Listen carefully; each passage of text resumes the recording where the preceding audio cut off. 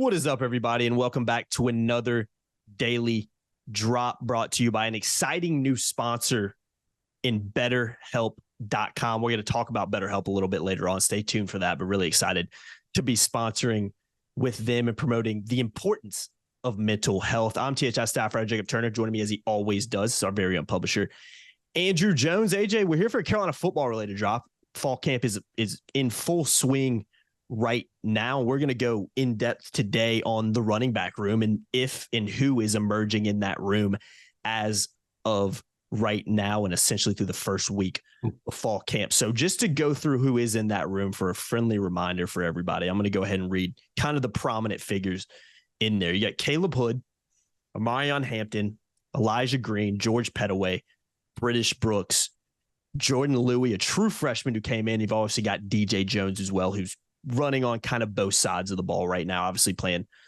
in the secondary as well. So a lot of options in that room. It's something we've spent a ton of time going in depth on in years past and seasons past in the off season, because it is a room that has a lot of talent, but as of right now, hasn't really got somebody that's that lead kind of go-to back. And essentially that is what you want going into the new season. So AJ, you've been at all the, in-person interviews. You've been at the open practice Carolina had.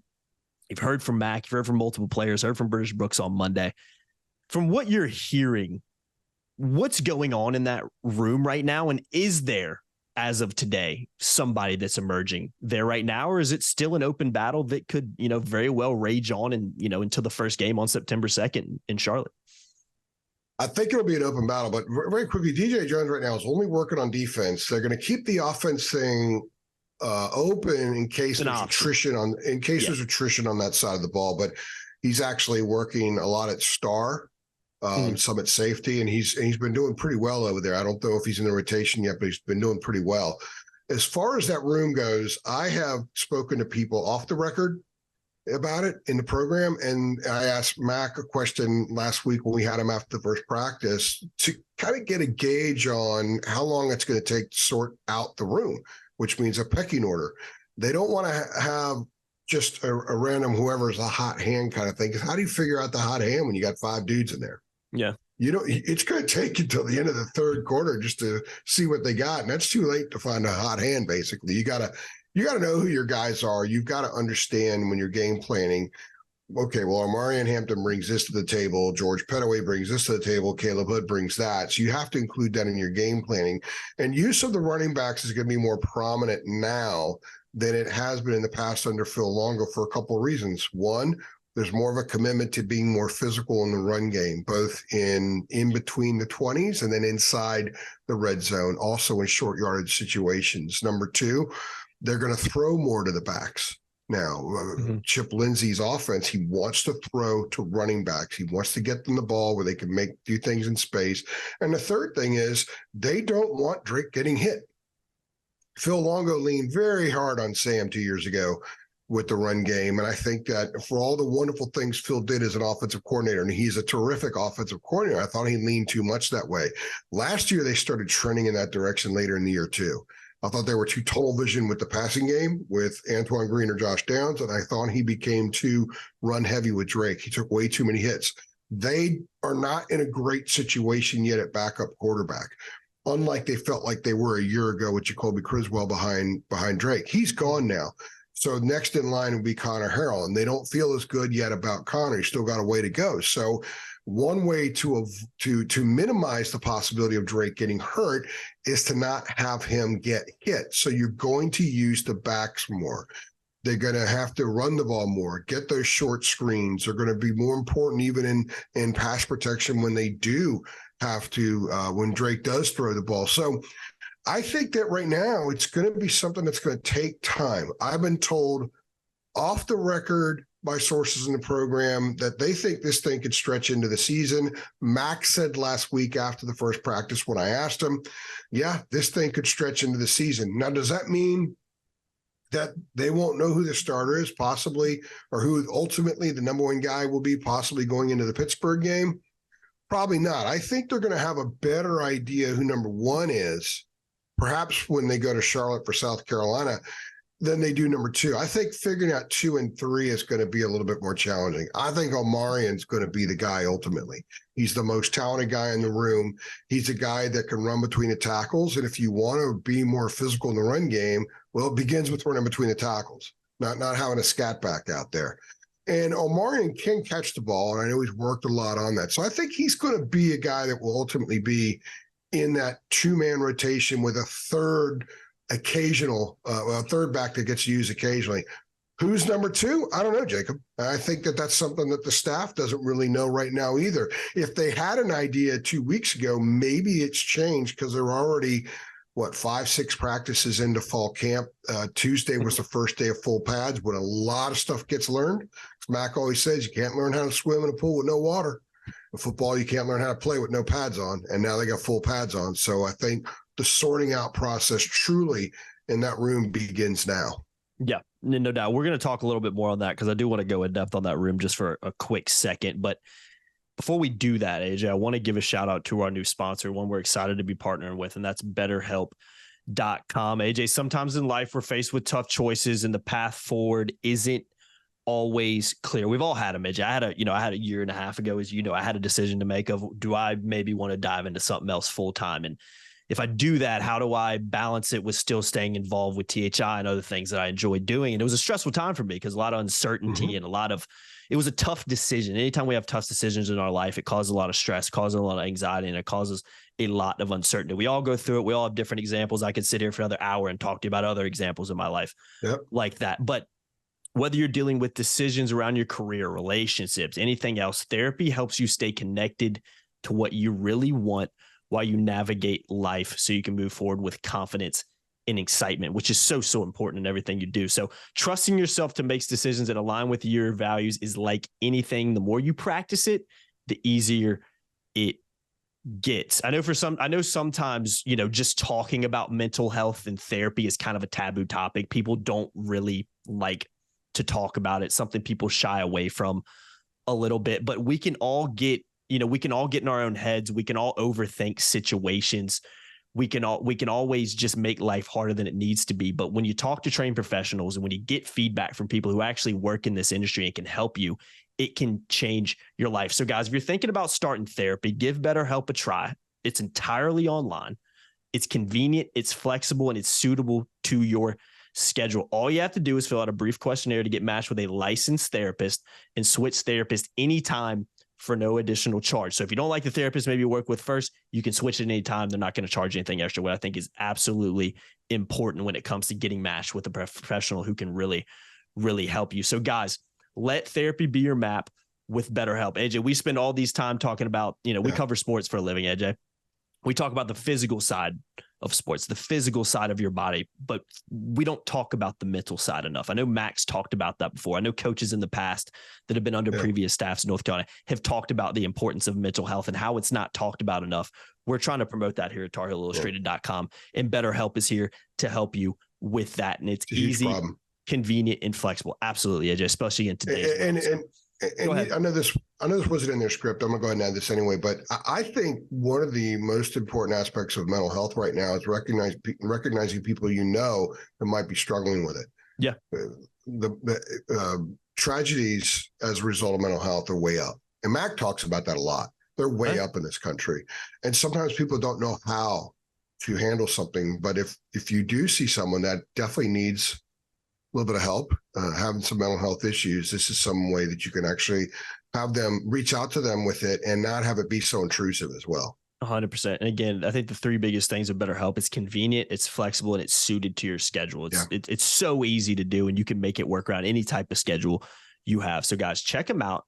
BetterHelp.com/THI. That's BetterHelp.com/THI to get 10% off your first month at BetterHelp. That's BetterHelp. HELP.com/THI. Check them out. Really, this is a sponsor I'm really excited about it because, again, mental health is something that's not talked about enough. It's such an important thing that we don't focus on enough as a society. So if we can just do a little bit of justice and bringing it more attention, and maybe somebody watching will sign up for BetterHelp, get their life back on track, or get their day-to-day life just better overall by talking about mental health and talking to a licensed therapist. Again, check them out. BetterHelp.com/THI. That'll get you 10% off your first month. Links in the description below. Make it nice and easy for everybody. Big thank you to BetterHelp.com for sponsoring today's daily drop. AJ, the last question I have for you, and I think this is something we've talked about. I think this is a concern amongst Carolina fans is there's a lot of talent in the room. I don't think there's any hiding that. There's also a lot of varying degrees of experience in the room. You got George Pettaway and Omarion Hampton, both sophomores going in, who played a little bit as their true freshman careers. Caleb Hood, a guy who's going to be a junior here, dealt a lot with injuries, just hasn't been able to stay healthy. But when he has been healthy, has looked good. You've got Elijah Green, who came on a lot last year and really showed some glimpses, but going into spring and going into fall camp wasn't, named a starter, the guy in the room when some fans might have thought he would be based on what he did towards the end of the year. And he got a guy like British Brooks as well, who's been around the program for a long time, a graduate student at Carolina right now. It's just been around forever. So how big of a concern is it that we're having this conversation the first week of fall camp and we're hearing from people in the program that, we've got some guys, but no one's really emerged? To me, that's a concern because there's a lot of talent, but the fact that somebody's not stepping up and taking that position, or at least hasn't done so yet, I think in itself is a little bit of a concern. Would you agree with that? I think this is a glass half full, half empty sort of topic, because one of the reasons maybe no one has fully taken hold is because there are other good guys in the room. I think it would be a bigger problem if there wasn't that much talent in the room, but there is. Now, Omarion and George were highly, highly decorated prospects. Elijah Green, I thought, was undervalued by recruiting services. He was a 3-time state champion in the highest level in Georgia, and he's ultra competitive. And one of the things recruiting services often don't account for is how competitive a kid is, what their football IQ is, how much they love football. One reason why some kids play above what their recruiting ranking is and some play below it is because of how much they love football or how much they don't love football. It's a tough sport to love 48 weeks out of the year. And if you're going to be a good college football player, you got to love it to some degree 48 weeks out of the year. Mm-hmm. Elijah Green is a guy that loves it 48 weeks out of the year. His dad played. He's got an unbelievable work ethic. I had a person at Carolina tell me, I spoke to last week during the first practice, they said, if some other guys, and not specifically on that roster, but in general, had the kind of passion and drive and commitment that Elijah Green had, a lot of them would be surefire NFL guys. Now, Elijah Green's still a good player. I thought he really handled it well last year when he had an opportunity to play and sort of was a pretty good Band-Aid to keep it together. Is he ultimately the second guy behind Omarion, or does he pull ahead of Omarion? I don't know. I think you got to be able to this trust factor is huge with assistant coaches. People say, well, they didn't play a lot of guys at times. Jack Bicknell, the offensive line coach, didn't trust anybody. Sometimes linebacker coaches, they don't play more than 2 guys because they don't trust anybody. There's a trust factor that's enormous. I think with a guy like Elijah Green, they could trust him in pass protection. They could trust him with assignment discipline. They can trust the fact that whatever he's got to give, he's going to give on every snap. And that gives him an edge over some other guys because those guys don't stay healthy. Sometimes those guys aren't committed as much 24/7. I'm not saying guys in that room, just sort of in general. So I think that Elijah's someone to keep an eye on. I would never count him out. What I've gotten to know about him and learned about him and dealing with him and talking to people about him is that don't count him out. He's one of those guys that you tell him he can't do something, he's going to do everything in his power to prove you wrong. Now, George Pettaway is a guy also I think people need to keep an eye on simply because he's got tremendous talent. However, he hasn't tapped it yet. Last year was a transition year. He was learning how to become a college football player. He had a couple of moments. I think the short passing game is an area where he can succeed and excel with this team because he's a guy, you throw something on the flat out to him, a little screen pass to him, and you get a couple of blockers in front of him, he can hit pay dirt pretty quickly. Mm-hmm. He's got that kind of ability. And that might be a way to use him, which is why I think he's a pretty good candidate to maybe be that third guy. I also think Caleb Hood is someone that is interesting because Trey last week at the first practice was first to notice that Caleb looks a little smaller, a little slighter than he did before and looked a little bit quicker. But the question is, how healthy is he? I know that he's been still dealing with ailments even without the offseason. He's just learning to play with them. But how much can you count on a guy that on a given snap has shown in the past that his season could end or a long period of time he could go out? You got to be able to trust the fact guys are going to be out there. You got to be able to rely on them. I'm going to go back to Omarion. I think Omarion's a guy. I don't think British is going to ultimately be a big factor in the running back room for a lot of reasons. And one, he's going to be on all the special teams. I think ultimately he might be even the special teams captain. He could be one of those kind of dudes, a voice in that room. But ultimately, I think it's going to come down to those other four. Mm-hmm. That's where the snaps are going to come from. And with the amount of attrition that running backs have in college football, they all better be ready. Especially because they're all probably going to get a chance to play at some point. Yeah. So if you haven't asked me, but if you're going to ask me what I think ultimately the rotation is going to be, I think it's going to be Omarion. It's going to be Elijah. And then if Caleb Hood's healthy, I think Caleb probably goes third. But I also could see packages for Pettaway because his ability to catch the ball and get out in space and do some damage. That's the way I see it shaping out. I agree. I think that's how it plays. I think that they're going to have a good idea when they go to Charlotte for the opener. Mm-hmm. Some of the jockeying will be behind Omarion, but I fully expect Omarion to take the first snap when they go there. Now, I could be wrong, but that's what I expect. And they need him too. He's got enormous potential. They need that potential to come through. Yeah, you talk about a physical specimen too, who looked the part before he even arrived at Chapel Hill. That's Omarion Hampton right there. Again, a bit of a concern that nobody's emerged there. Different factors leading to that, but if we're going to lead this drop with a bit of positivity, a bit of optimism, the fact it is in some ways a good problem to have. The fact that, well, I've just got to figure out who of these 4 or 5 talented guys can emerge and make a name for themselves and prove that they can, start and lead the way, back there at running back. I think that is a positive if you're a coaching staff. Again, if you don't have any talent in the room, then you're just like, oh, well, we just got to make something work. I think Carolina has talent. Now it's up for individuals to step up and, make that position their own. Of those first 4, and I don't want to discount Jordan Louis, but I think since he arrived this summer, it's going to take some while. But of those first 4 that we mentioned, Larry Porter's got something to work with.